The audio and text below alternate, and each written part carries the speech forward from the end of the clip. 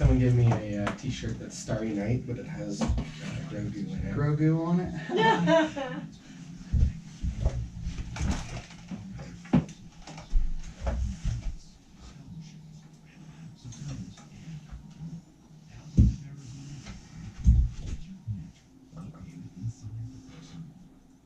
And thank you to Desert Financial Credit Union for sponsoring the KRIM Community Spotlight Program. Chris Higgins in the studio. Hopefully everyone listening and watching on our KRIM FM Facebook page is having a wonderful Wednesday morning. And Doreen, one of our guests, watching. Wait a second. That's true. I forgot to mention that to you guys. Skylar, though, he's a pro at this. He's been in here many times. But Doreen, yes, everyone is watching, and it is great. We can wave to them. If you'd like to watch the program, just go on the KRIM FM Facebook page or on our YouTube channel, and you can watch this morning's program. And the guests this morning, our guests, are Skylar Bryce and Doreen Prine, both with the Warming Center. Recently changed the name of the Warming Center to New Directions, yes, but it's still the Payson Homeless and Homeless Veterans Initiative, 501c3. So just going to talk about their role, what they do in the community for the homeless, and just have them share kind of what's new, what's going on, some events that are coming up. One being tomorrow, a Cinco de Mayo event, so it'd be great to see everyone out there. But Skylar, can you start off, and maybe people listening that aren't familiar with the Warming Center and the role and what you guys do there? Sure. Like you said, we're a 501c3. We started 90 days before COVID shut down the world, so our first day of dinner and the bunk was December 15th, 2019. Since then, we have kind of just been making it happen and working with what we have available in our community. Our main goal is to get data. There's kind of a data void in the area.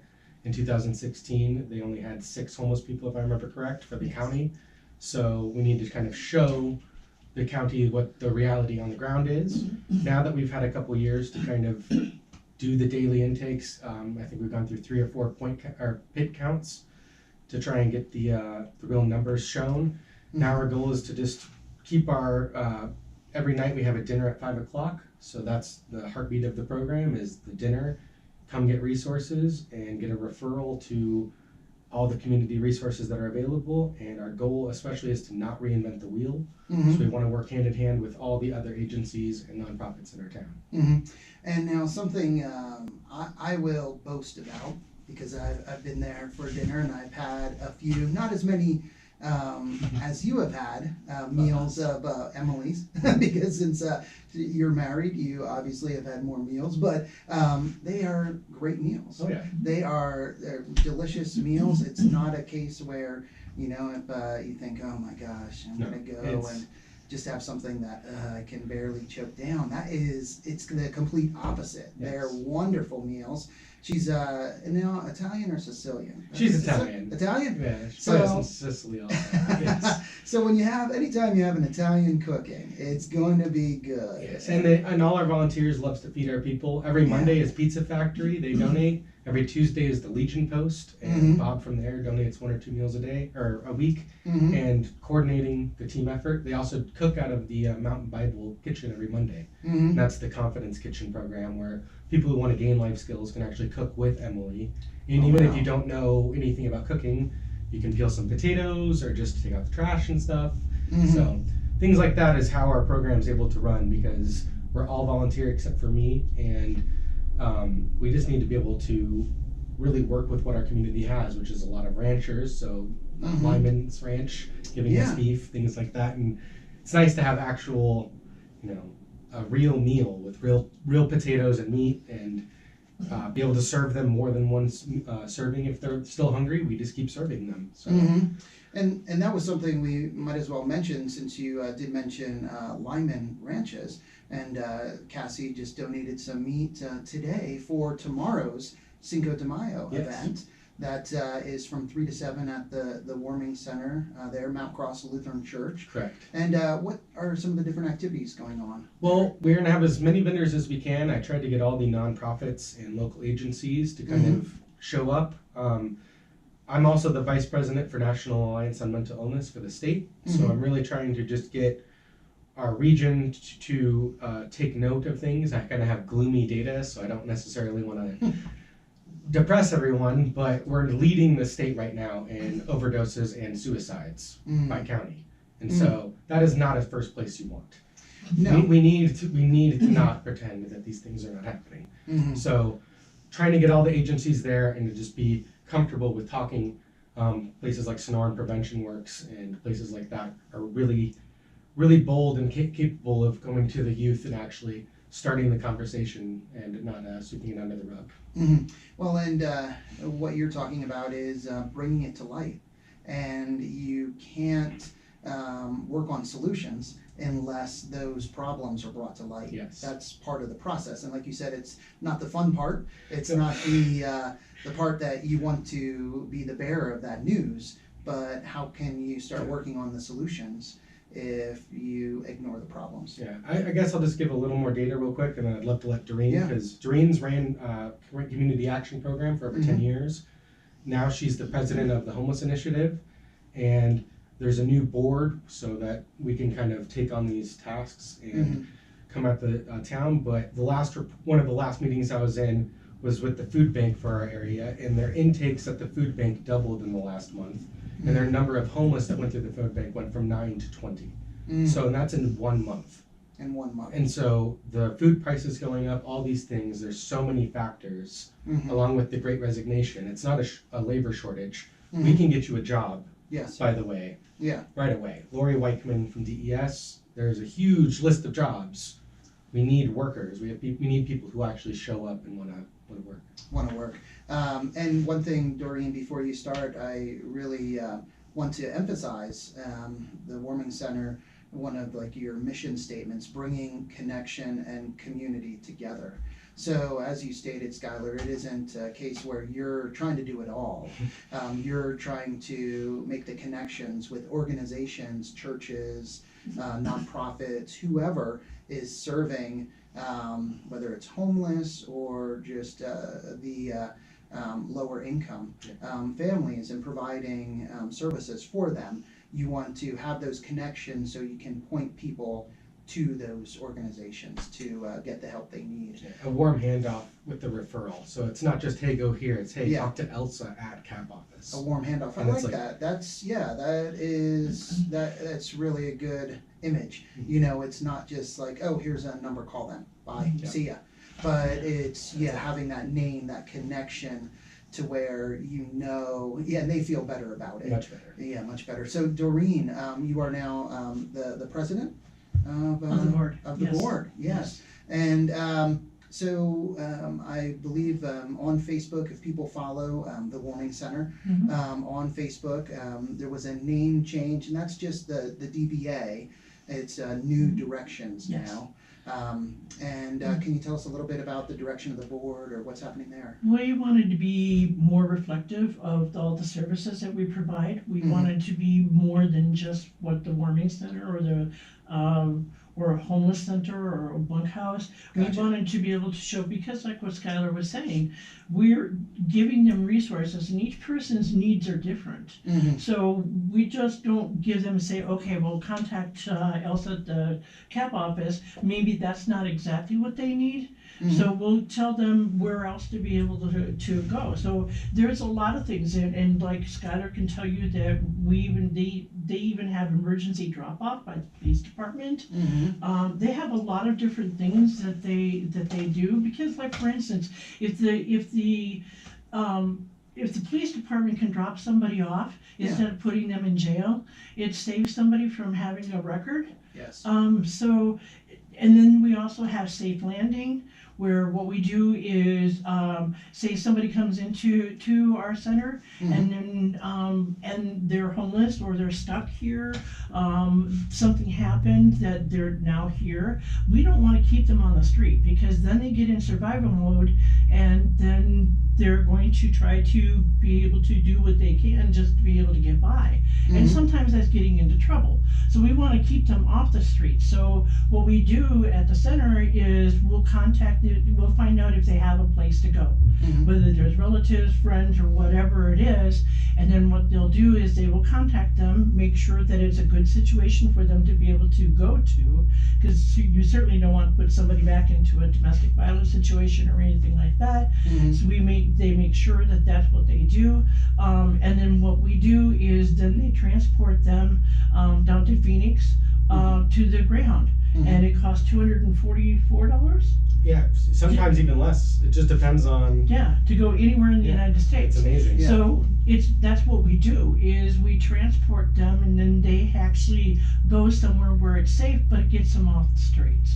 So there's so many different things that we do at the center, and New Directions is reflective more of what we do, because even when Emily gives them a hot meal, when you put some food in someone's stomach, they can think more clearly, they can be a little bit more rational, they can do things a little bit more responsible.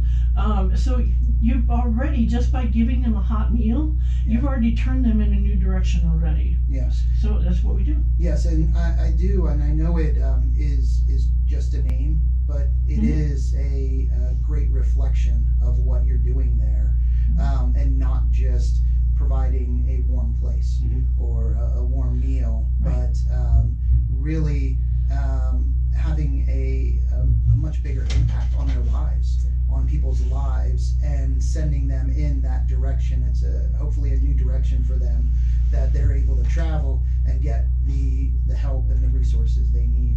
Yeah. When we were here last time, it was with Will.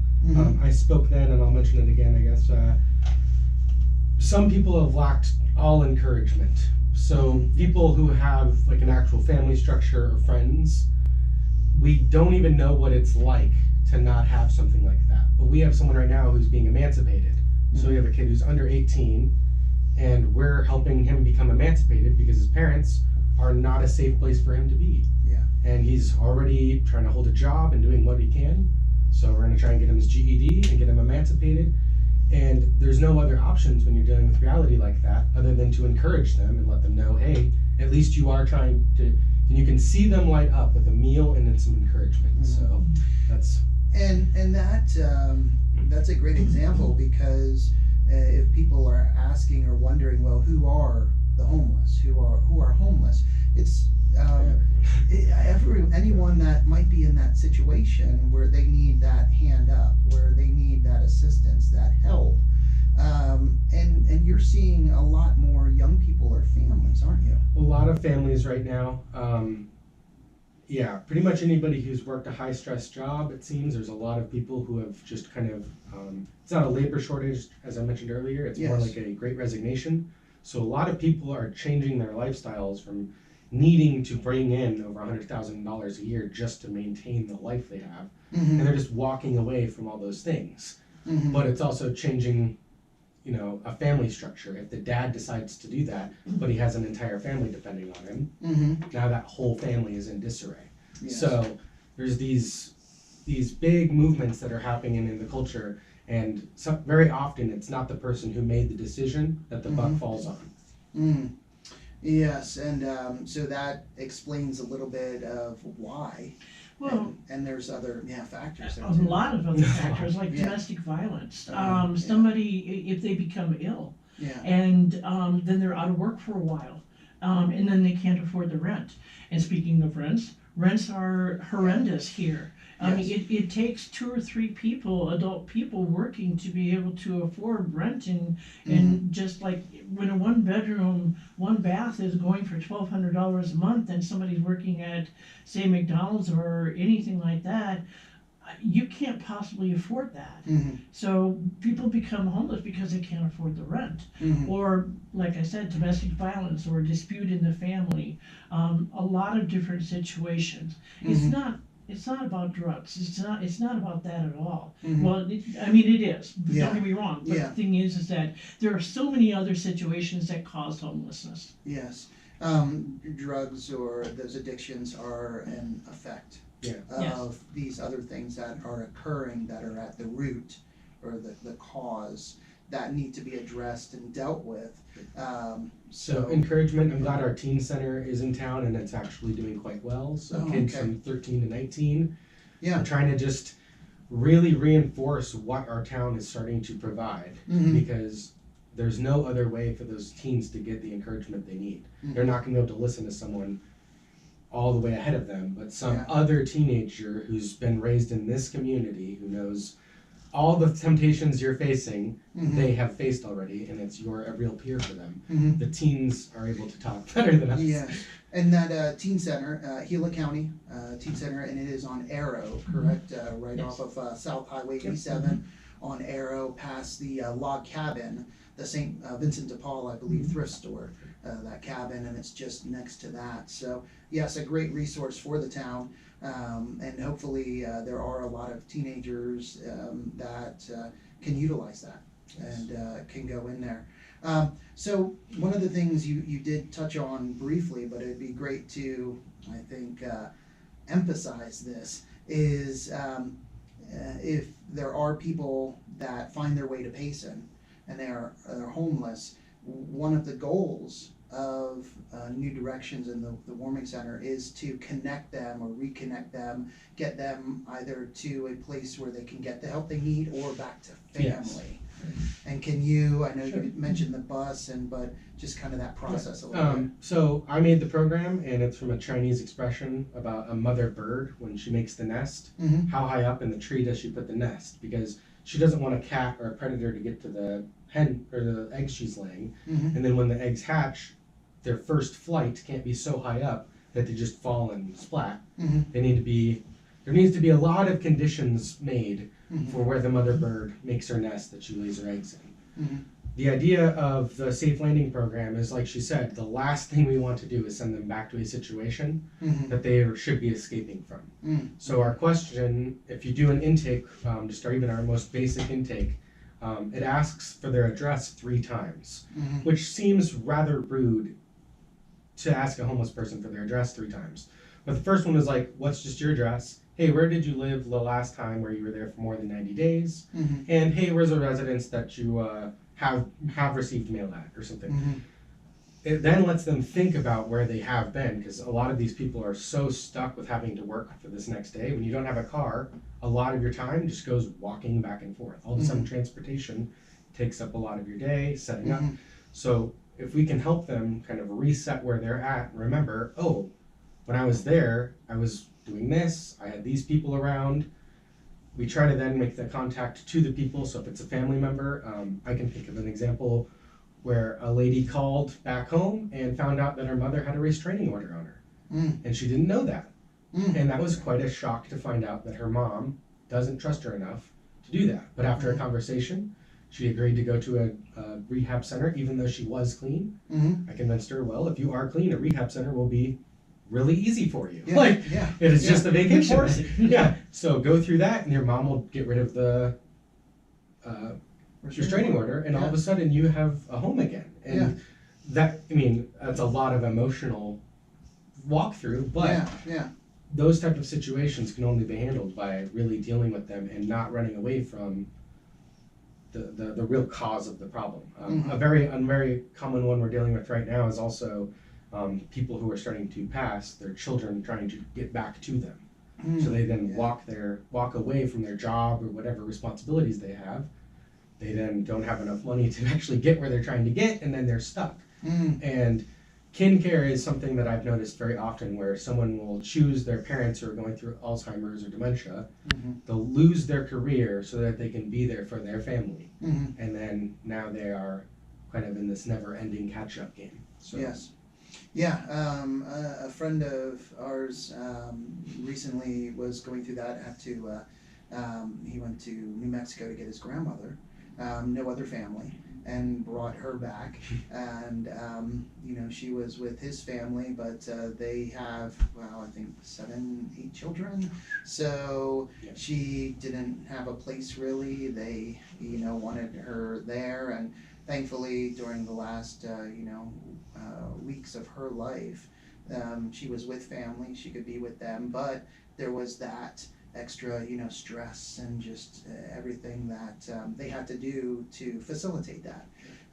So yeah, a lot of situations, oh my goodness, like that, with our aging population. The numbers that, talking with the senior center and that they were putting out there, how many people are turning 65 every day in the US, and just like you said, kin care, how that's really changing. Very much. The county was at the last, what is it, the Gila County Board of Supervisors. Board of Supervisors and stuff when they were speaking. They also went through that, the list. The top 3 problems we have include our aged population, lack of people going to work, and teen pregnancy rate, which those 3 problems we're probably the really highest. not a good combination, because that's just the older population and the younger population are expanding, and the people in between are moving or dying or other things, and that's a combination of problems we cannot ignore. So. Yes, that something has to be done. They have to be addressed. Yeah. So hearing that the county themselves are pressing that, I think we really do want to. Another thing is you would be able to say, what is the thing that needs to be handed in by the 28th for the county? The assessment. Sorry. No. Oh, yeah, the needs assessment. Assessment. The county is doing a needs assessment, and so that way then we can kind of, and that's sort of what we're doing for this, but anyway, is to kind of know from the public, from everyone, no matter what your income level is or what your job is, or if you're unemployed or anything, your age, anything, we need to know exactly what they feel are the needs of the county. So that we then, to tell you how important that is that once we get that data, we find out exactly what they consider the needs are, we can actually tailor our funding to be able to address what he was saying, those needs that are in the county. Because what you might consider are the needs in the county, and what he does, and me or any other person, would be very, very different. So when we can actually collate that information and put it all together, we can actually get a bigger picture of what the needs are in the county. So yes, you can contact the CAP office, or they're doing a Survey Monkey. They can give that to you also.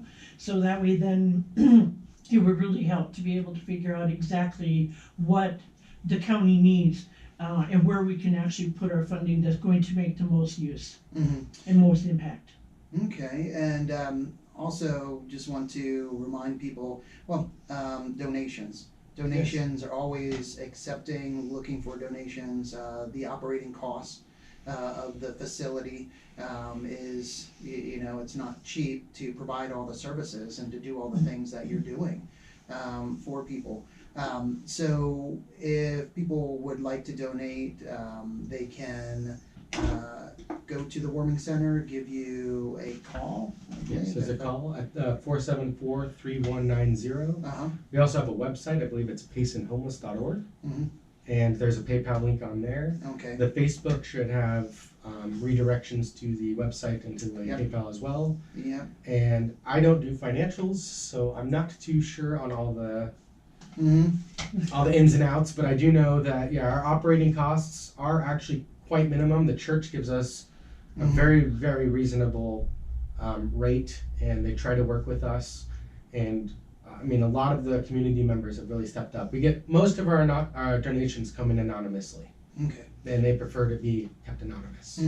And then items, if somebody wanted to donate items, what is it that you're in most need of on a regular basis? Always socks and underwear and anything that is expirable. Medium-sized men's clothing, so from like 30 to 34. Pretty much all my guys are that size. So really big clothes, especially men's, are not very useful. We don't have any big guys really come through. Water we go through a lot, especially with summer coming. We go through like 70 bottles of water a day minimum. So we during the Backbone fire, it was a lot of fun. Everybody found out that a pallet of water is like $150, which is a great bang for your buck. Yeah. Until you get 6 or 7 pallets of water and you have nowhere to put them. But we're trying to now just correlate and coordinate with all the other, and then since we work in tandem with the food banks, the two food banks under the Presbyterian Church and the Catholic Church, Yes. any other day of the week, if you're unable to, you can come to our warming center at dinner time, get access to the small community pantry, which basically is there to reinforce.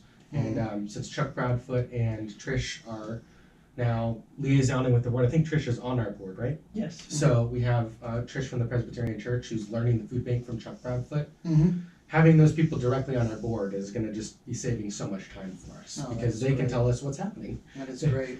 And there's also an opportunity that there are buildings Correct. that could be provided to the organization. Yes, and that's from the Arizona Department of Housing. They spoke at a town council meeting, Mm-hmm. and so that was Tom Simplatt. And right now, our main issue is we just don't have an actual location for putting them. But since they're from the Arizona Department of Housing, they have to be completely upkept before they give them to us. They can't give them run down to us. Mm-hmm. So once we get a property, that will allow us to either begin a transitional housing or Mm-hmm. really moving forward in the area. Because right now, if anybody has like a housing voucher through the Mhm. system, there is nowhere in northern Gila County to put that in. Oh, We have wow. to send you to Globe or Yeah. send you up to Pima. That's a big glitch in the system that people just Yes. say, oh, I got this voucher, and then I go, sorry, there's nowhere. In Nowhere. northern Gila County. Yeah. So if someone is listening that has land, or would like more information about this, or could possibly help with this, that would be great, because the fact that the houses are available, that's available. It's just making that connection, and getting that land. Would you like to So- tell them about Globe maybe a little? Like, Globe got lucky. Yeah, with the Gila houses in Globe, which is Mhm. transitional housing, Mhm. which is one of the things that we want to also get into Mhm. doing, is transitional housing. So Mhm. we want to take the homeless and actually transition them into either being able to, with life skills that they Yes. teach. Mhm. And it's not just about cooking, there's other life skills that they teach them also. Mhm. Budgeting. Yeah, budgeting is one of them. Yes. Yeah. Anyway, and so we want to be able to get into transitional housing. So in Gila, or in Globe, what they did is they had someone actually donate one of the houses, and that's how a Gila house started. And that's a transitional housing thing, Mhm. unit too. So that's one of the things that we want to be able to do. So we want to get people back on their feet again. So it's not just a hand up or a hand out or anything like that. It's actually putting somebody back on their feet, Mhm. giving them the respect that they and the encouragement, the confidence that they need to be able to keep going on. Mm-hmm. No, that is, it's great, and there's such a need. There's such a Yes. need. I know you had mentioned law enforcement, how important your program and everything you're doing is to law Yeah, enforcement. I guess I could do one more shout out. If anybody's heard about the 10-digit dialing and you Mhm. wondered why, that has to do with the 988 rollout, Mhm. which is a mental health hotline similar to 911, Mhm. but for instead of getting a cop all the time, you should be able to get mental health services. So if you're at risk for suicide or someone you love is, Mhm. you'll be able to call that 988 program. With that rollout coming in June and July nationwide, Mhm. a lot of the police have gone through the crisis intervention training. We have gotten about 12 through, and my wife and I are part of that training. Mhm. Really just trying to coordinate the sheriffs, because the sheriffs are in charge of the whole county, the Mhm. GPS have their own thing, and Yeah. coordinate which officers are comfortable with what. And so they call my number. We also get the ER drop-offs. So if someone is being released from the ER and they don't have a vehicle or anyone to get them, the ER now contact us so that they don't get. What has happened and does happen is if they don't leave the property of the hospital, how does the Yes. hospital remove them? They have to Yeah. call the police. Yeah. And now you're getting released from the hospital, going into Yeah. we need to prevent these issues and these glitches. So now that we have quite a few of the actual service members of both the hospital and the police and the sheriffs on board, trying their best to really help, Mhm. that inner coordination where it's a warm handoff, not just a here you go. Yeah. Yeah, to directly to a police officer. Yeah, and then it also frees up our law enforcement Yes. to be doing other things. That's exactly right. I'm a numbers guy, so we went through the numbers during the crisis intervention team training, Mhm. and so there's about 16,000 people, and at times there are 4 police officers on call, which Mhm. means for every cop they have 4,000 people, or 6,000 people in our town to like Yeah, coordinate. That's not normally doable. No. So we need to really no. put our bang where our buck is, and the most expensive real estate in town is the ER. So every time we can get someone away from there, our town is benefiting. Mhm. Wow. Well, thank you so much. Look, it's 10:30. You know, I know over 25 minutes. That was just fast. like that. I know. There you go. It does go so fast. But I mean, you guys are doing so much and have so much information, and that's really what it's about. This collecting this data, Yep. so you can continue to get the funding, get more funding, and so And donations. yeah, and donations, yeah. And so the state can have a realistic picture, and the federal government of the situation here in Gila County, not just for some of us, but for all of it. And yeah, you did want to mention something. Yeah, one more thing. Yeah, that's very helpful when it comes to panhandling. So Scottsdale and Fountain Hills have begun a basic program, and I'll be probably talking at Town Hall soon. We'd like to put up signs, especially at certain intersections where there's panhandlers frequenting, Mm-hmm. that say it is okay to say no to panhandlers. Instead, donate to these local agencies, and then Mm-hmm. Senior Center, New Beginnings, New Directions, anywhere that's trying to help. And if you're only going to donate once a month, I would suggest donating to one of those local groups, somewhere like New Beginnings. They do a lot of good, and they don't spend their time ever telling anybody what they're doing because they're too busy helping. No, there's so many organizations doing so much in town, and you guys are one of those. Again, Cinco de Mayo, tomorrow, and music, food, a lot of local vendors, information, raffles, and again, food, great Yes. food, tacos by Emily, and that is from 3 to 7 p.m. at 601 East Highway 260, Building A, right there by the Mount Cross Lutheran Church. So I encourage everyone go out, and you can make a donation at that time as well. All right. Well, thank you, Skylar. Thank you, Doreen, You're welcome. for coming on. Thank you, everyone, for listening. And time to get back to the music with some Beatles, REM, Barry White, Pat Benatar, and more. But first, an update from the National Weather Service. Oh, that goes fast. It Yeah, does, it's weird. huh? Yeah. It's weird. Time is weird. Wow. Time is